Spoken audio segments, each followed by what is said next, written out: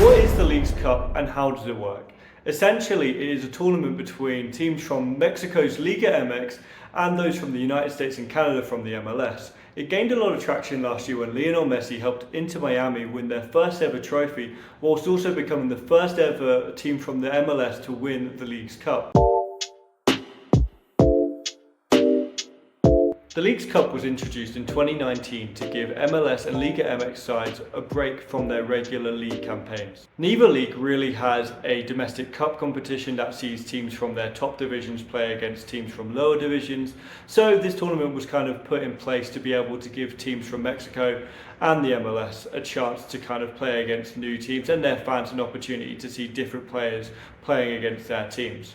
The tournament involves all 18 teams from Liga MX and all 29 teams from the MLS, but before that we only saw 4 teams from each league play against each other, so now before last season we've now seen a lot more inclusive competition that involves all teams from both leagues. Now the format is kind of interesting. There's 15 groups, there's 3 teams in each group, and the top 2 from each group qualifies for the round of 32.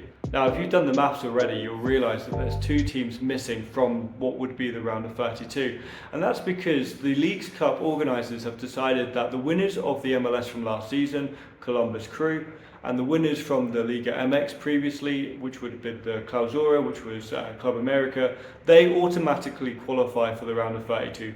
They will not kick a single football, they will not play a single minute in the group stage, they'll qualify and they'll meet everyone else in the round of 32. Now that's already pretty interesting in itself, but I think the thing that's most interesting is that the organisers of this competition have said they will not allow any single draw throughout this single tournament. You cannot tie a single game.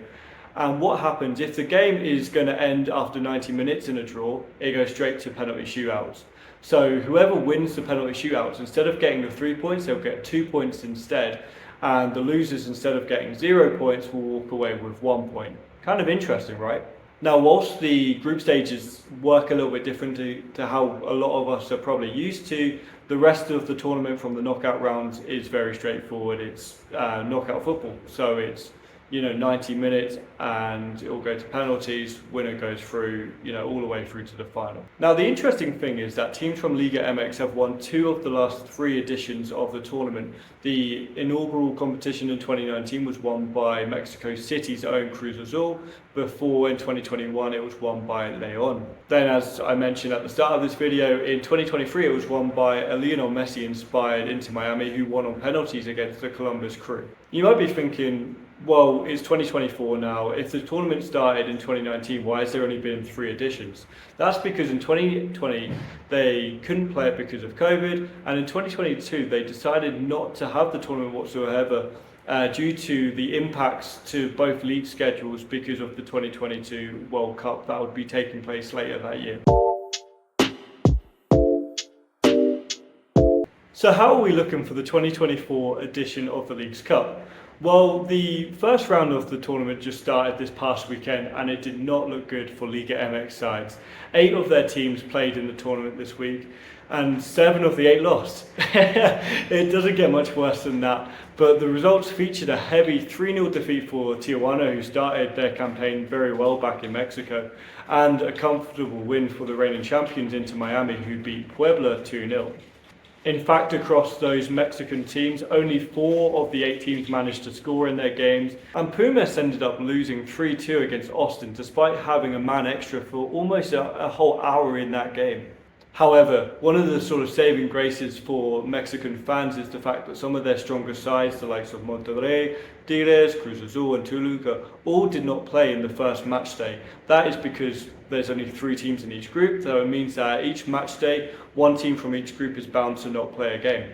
And on the flip side, for MLS sides, even though that they've started very well, there will be concern for MLS fans, bearing in mind that looking at the CONCACAF Champions League, where both Mexican and MLS sides do compete in that as well, of the last 24 editions of that competition, Mexican sides have lifted the trophy on 22 of the occasions, including this summer where Pachuca ended up winning 3-0 against the reigning MLS champions Columbus Crew.